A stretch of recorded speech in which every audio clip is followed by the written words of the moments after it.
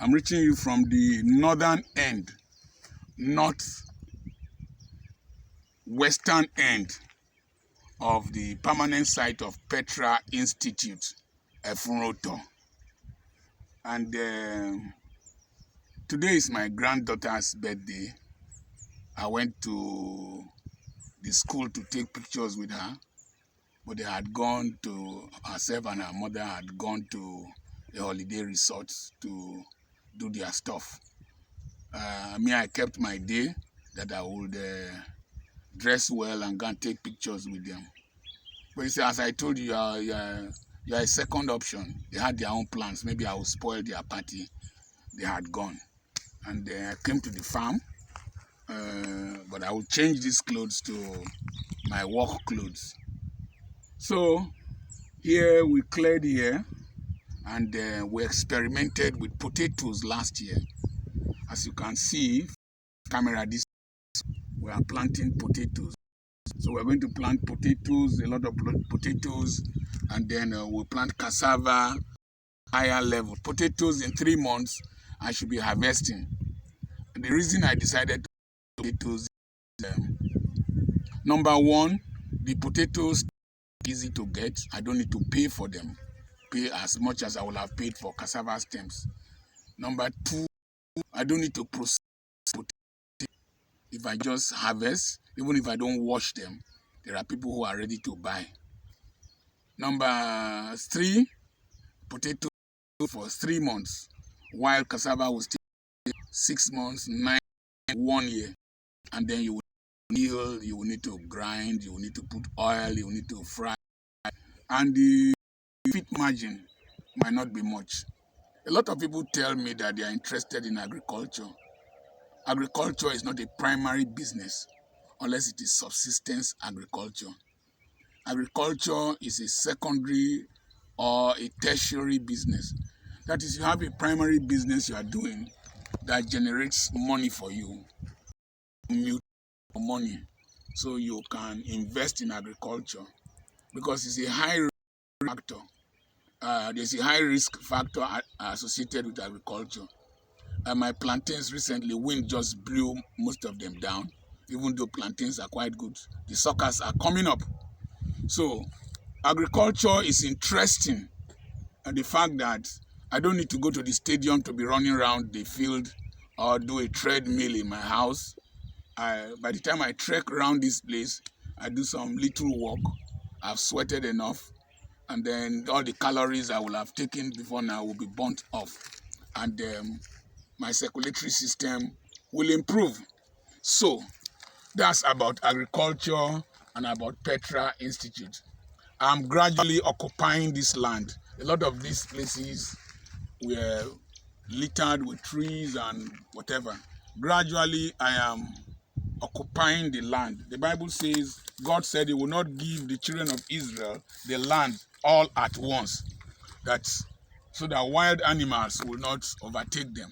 So gradually, I've been cutting down the trees, gradually planting and all that. So I want to talk about life again. The last time I talked about allotropy, then I talked about allotropy, consistency, and living. Let me share some private things about my life with you, because some of you look at us as if we are superhumans. You look at us as if we have done something very, very extraordinary to reach this level. I share some key issues with you. Number one, define yourself. Know who you are. I very early in life knew who I was. There was a servant in the Bible. He said, I know I am a proud man. I know I am a lazy man. So I cannot walk. I cannot beg. So what I'm going to do, I'm going to call the creditors, the debtors to my master and negotiate with them. So he knew himself. Early, I knew where I was from, the kind of background I was from. I was from a poor home. I was from a dysfunctional home. So I did not need to add dysfunctionality to my life. If not, I'll be amplifying dysfunctionality. So very early, I decided to live an organized life. Number two, I realized that my pathway in life was not going to be easy. So I resolved to work hard. Number three, I did not need to prove myself to any person. Even though I schooled with the children of the elite, justices, great politicians, multi-millionaires, I realized I was from a poor home and that the pathway I would take was not going to be easy. So I resolved I was going to work hard. The next thing, since I didn't have anything to prove, since I was already on the ground, I was not going to be ashamed. I also found out that the gap between my elder brothers and I was very big. My eldest brother was born 1935. I was born 1959. There was a big gap between us. And the one next to me was born 1952 and I was born 1959. And he was mentally retarded. So I was alone as a half brother. And I resolved that I was going to get married early so that I could have children early, so that the children would grow with me. I'm 63 now. My eldest child is 36.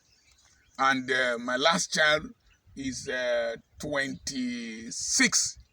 So I started to have children early, had them in rapid succession, and I stopped so that I could use my youthful energy to train them. I knew I needed to break economic limitations in my life early. So I was not going to pursue academics, as I said in one of my videos. I was going to pursue entrepreneurship. And in pursuing entrepreneurship, God helped me. Even though I was practicing medicine as the medical director of a 40-bed hospital, I found myself in a trading community, Aba. And I realized that the medical doctors and the academics were not the richest people. It was the traders that were very rich. So I decided to also join them in the trading without being ashamed. So I was selling second-hand clothing. I would buy from one Aba man called Obi Alaribe. I would buy from him. As I would go to the market, hide behind my wife and sell so that I could enhance my income. Before then, during the youth service, I had acquired skills. I could do surgeries. I could do cesarean sections. I could do herniorrhaphies. I could do myomectomies and several surgeries. So I was employable as a general practitioner in a big hospital. But at the same time, during youth service, I was about to get married and I knew nobody was going to help me. So instead of playing like my mates, I decided to work hard. I was working in the Aba Health Office. I would close by 2. I would go to several places and do locum. Locum is private practice. I would do locum in several clinics. At one time, I was living in a clinic, Grandel Clinic, in a small place, 6 spring bed, a parlor, a sitting room, a bedroom, toilets, what we call self-contained. My wife would sleep on the bed and I would sleep on the floor. So I started early to diversify my sources or my means of income. So I was working in several clinics. The good thing was that I was acquiring experience, I was cultivating relationships, and I was building a clientele, a base. So I did not follow the pathways of my friends. When they were going overseas, my parents were old. So I could not leave my parents and travel overseas because I never wanted to leave them alone after having labored for me. So I could cook once a day with my wife. We would drive all the way to Otokutu State so that my parents could eat Christmas food. A house for them. I didn't want them to suffer because they had labored for me. So at one time, they were living with me at Aba. Were old. One had a stroke. One had spinal cord injury. I brought them in, lived with them because I wanted to give them the best. And I would tell my father then, eat. Eat what you can eat now. Because when you die, I will not kill a cow. So, because I knew the family I come from, I did not imitate my classmates. Because I knew I had no person I could run to, I did not become a cultist. Because if you told my father to come to Ibadan or come to a police station, he would not have been able to come. Somebody imagine I didn't have transport money, fare to go to Ibadan from Warri for my convocation. Just imagine that. Graduating as a medical doctor, no money to pay for transport to Ibadan to attend convocation. I would not have even had any suit to wear. So, know who you are, know where you are coming from, know the pathway that will take you to where you are supposed to be, and then drive it. Be mad about it, be motivated, be adventurous, be aggressive, be determined, and be driven. Mad, M-A-A-D-D. So, I also knew, since I had these children, I needed to be very frugal. So, my wife and I were very frugal with any resources we had, and it has affected us till today. We are very frugal with our resources, very prudent with our times. So, you will see that everything I'm wearing now is a gift. They are gifts. The clothes I'm wearing, the shoes I'm wearing are gifts. It's only the singlet that I bought. So, I made sure that I also cultivated relationships. Since I don't have brothers and I don't have sisters that could help me, I cultivated friendships that could help me. I built a network. So I have friends in nearly every city in this world and in Nigeria. So apart from practicing medicine, I decided to go into importation. So the first product I imported was fish meal that is used to produce animal feed like poultry feed. And I drove that business. I would carry fish meal, go and supply in Enugu. There was one time I went to Enugu. I didn't know I would not get vehicle back to Aba. I had to sleep in a mechanic workshop with a panel beater. In Enugu, that time ritual killing was not common. And I was a medical doctor. I was running a 40-bed hospital. One of the things I killed in my life is pride. Another one is shame. I can bend down to do anything that will put food on my table, that will help me pay my children's school fees, that will help me pay my bills. That was how I was able to train them through from private schools to university, then to Europe. So I was very frugal. One of the things that I have not shared with people was that when I was doing itinerant ministry of traveling around to preach, I made up my mind that I will not deprive my children of basic needs. Because these children grew up with soft life, and now suddenly I came to Ughelli and life was difficult. I resolved to be extremely frugal. There was a time I had only two shoes. I don't wear wristwatches as usual. I don't wear rings. I don't wear extra things. Any extra thing that will take my money, that I will pull from my body when I go to bed, and it's not productive, I didn't put any money in it. So I was wearing very simple Accra clothes, cheap clothes, while I was buying properties and building houses.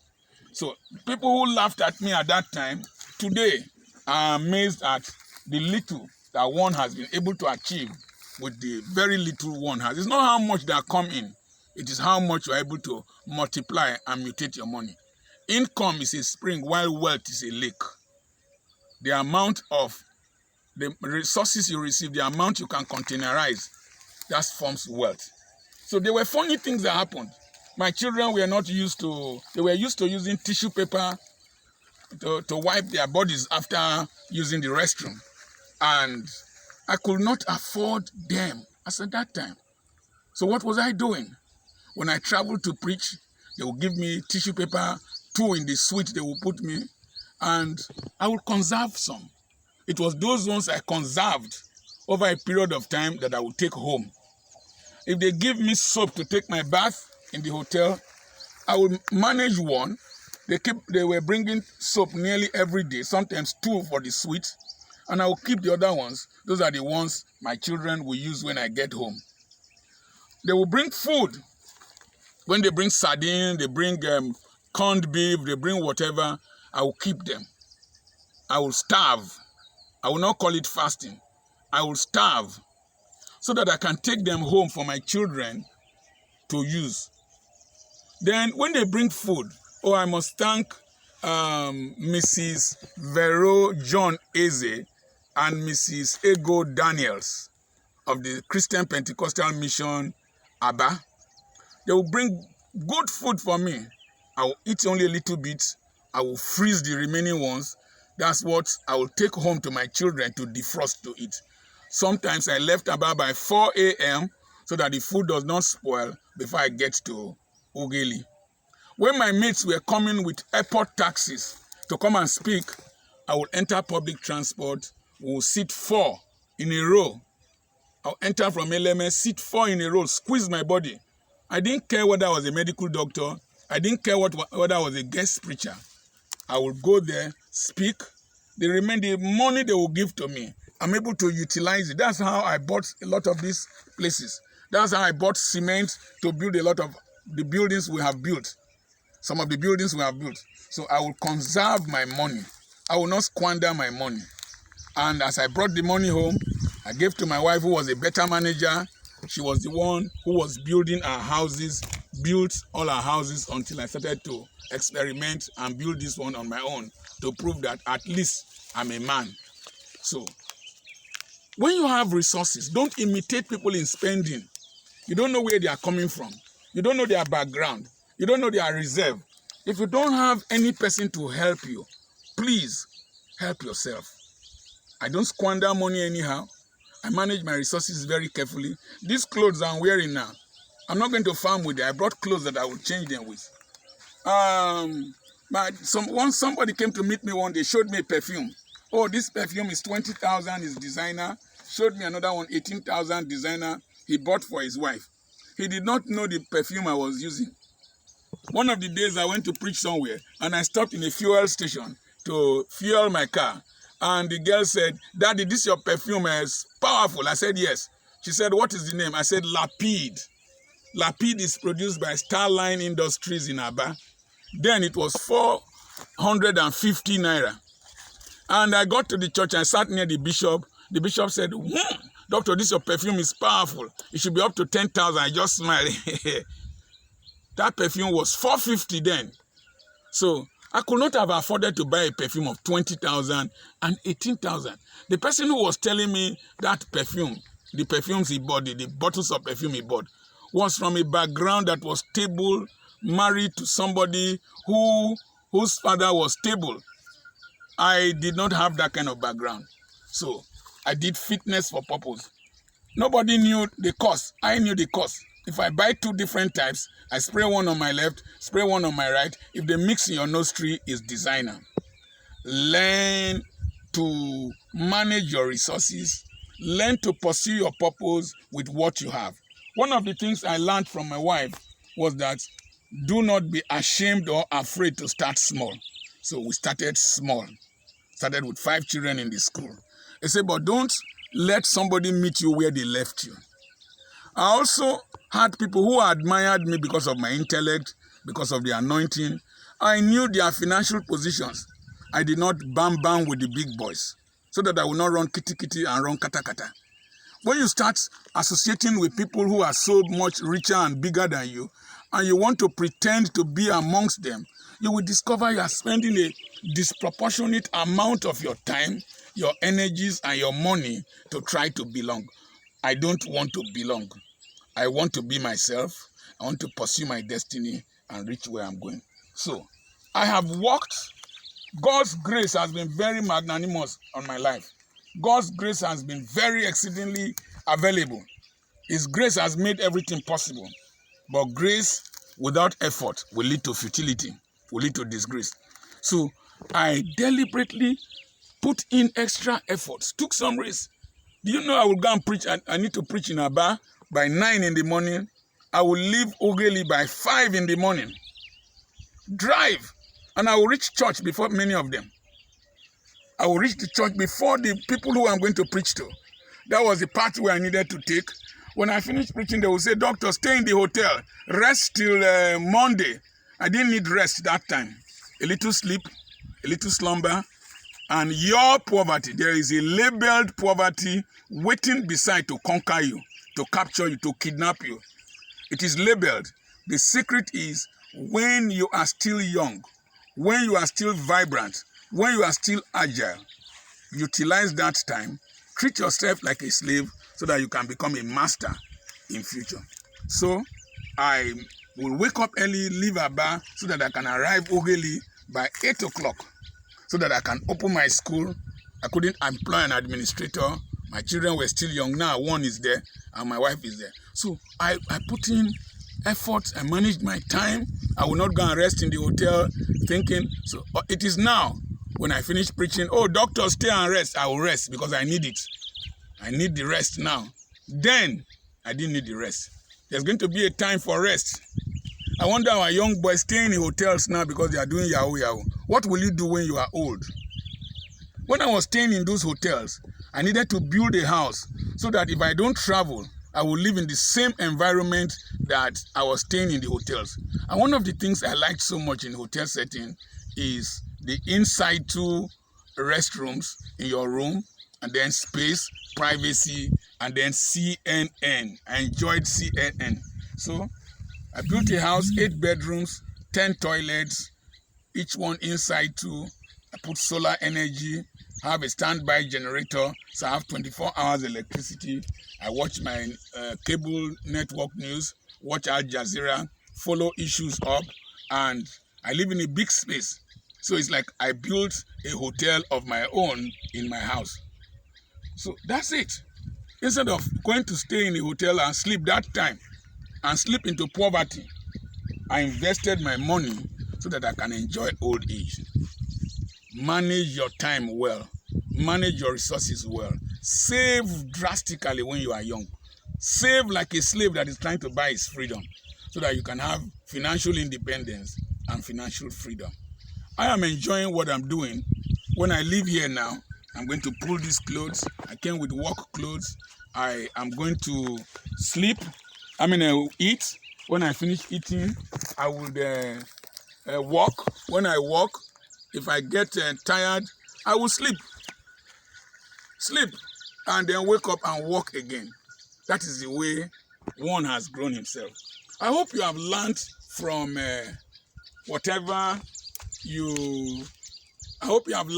whatever I have shared with you, and I believe you will put them into practice.